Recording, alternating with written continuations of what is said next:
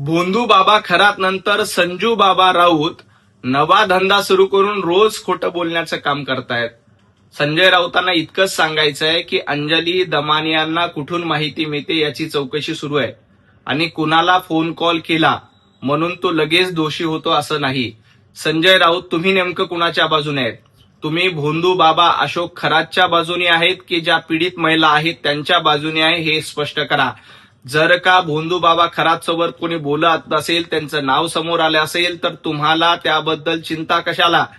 ज्या भोंदू बाबा खरातला मदत करण्याचं काम तत्कालीन महाविकास आघाडी सरकारनं केलंय, भोंदू बाबा खरातला मदत करण्याचं काम स्वतः संजय राऊत तुम्ही देखील केलंय. कारण तुमच्या सांगण्यावरून महाविकास आघाडी सरकारच्या काळामध्ये भोंदू बाबाच्या आश्रमाला पाणी दिलं होतं. तुम्ही नाशिकचे संपर्क प्रमुख होतात. तुमच्या सांगण्यावरून हे सगळं झालं होतं. मग जर का या भोंदू बाबा खरातच्या बद्दल माहिती समोर येते तर संजय राऊत तुमच्या पोटामध्ये दुखायला काय लागलं?